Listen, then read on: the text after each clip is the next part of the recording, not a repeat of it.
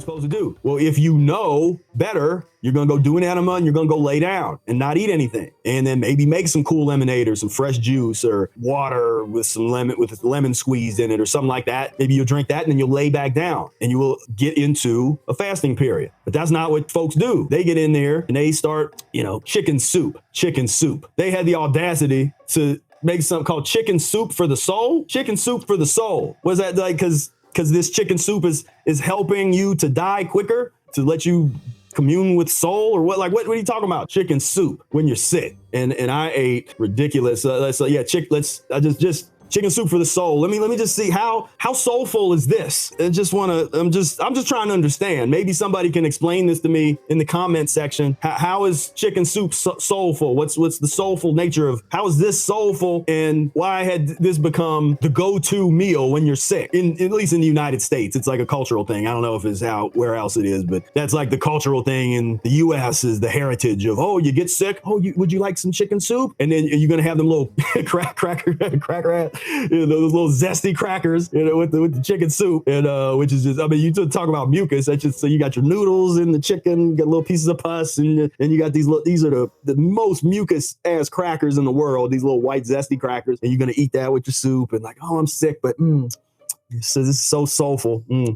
Thank you, mommy. Thank you so much. This is so soulful. Such a soul. Humans are so soulful. Oh, chicken soup for the soul. Chicken slaughter for the soul. Let's see if they. Okay, I didn't know what would come up. Yeah.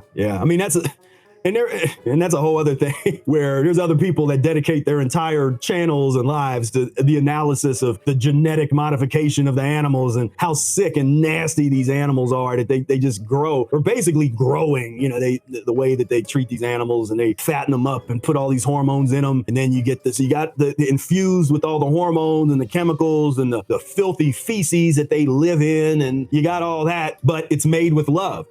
Chicken soup for the soul, right? It's soulful, absolute insanity. So let's see is this soulful? Chicken soup for the soul, for the baby soul. Say thank you for the chicken soup. Some happy, I was about to say happy white folks, but we got black, they're non-discriminatory happiness. It's all about soulful chicken soup eating, living life. This has to be the most, oh man. Chicken soup for the girl's soul, chicken soup for the nurse's soul. Find your happiness.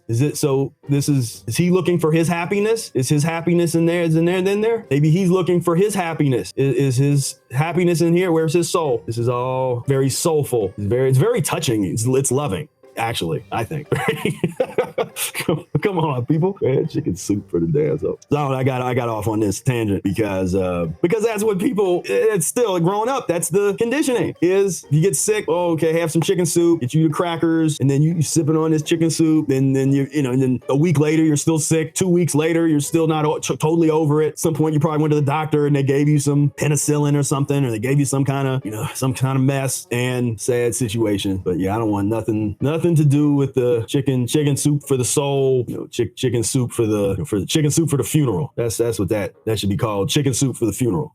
The superior fast. Ehret says that the Indian fakir is the greatest faster in the world today. They are usually nothing but skin and bones. This shows that the cleaner a person is, the easier it is for them to fast. The elasticity of the entire tissue system is improved through fasting. The body does not have to work as hard when there is less obstruction. Ehret says, and if you simply supply the engine with the necessary water that is used up, you ascend into a higher state of physical, mental, and spiritual condition. I call this the superior fast. Ehret explains that your brain will function in an incredible manner when your blood is cleansed through fasting. The faster will feel a slight electric current. Ehret asserts that you will learn and realize that fasting and superior fasting, and not volumes of psychology and philosophy, and certainly not chicken soup for the soul, is the real and only key to a superior life, to the revelation of a superior world, and to the spiritual world. Amen. What's this? See, now I don't know. I'm on this tangent now. Chicken soup for the soul pet. Chicken soup for the soul, older and wiser. Chicken soup for the soul, a book of miracles. Yeah, see, this stuff just makes me cringe, because this kind of stuff takes people so far away from where they need to be. It's the sweetening you in your ignorance, and that bothers me. Like, that type of ignorance bothers me, because it takes otherwise well-meaning people that don't know that they don't know, but they're scared. Usually they're usually too scared to check something out that would break, because they're very fragile, generally fragile type of people. And to have their reality destroyed when it comes to nutrition and health and diet, they're not ready for it. So this kind of stuff just sweetens. And I know these books aren't necessarily diet, but you know, that there's this philosophy of whatever, but it's all very, the word provincial would be a good word. The provincialism, just a very drivel comes to mind. Chicken soup for the teenage soul. I mean, they just exploit everybody on here. Just the chicken soup for the African American soul. Chicken soup for the African American soul. All right. Okay. Yeah.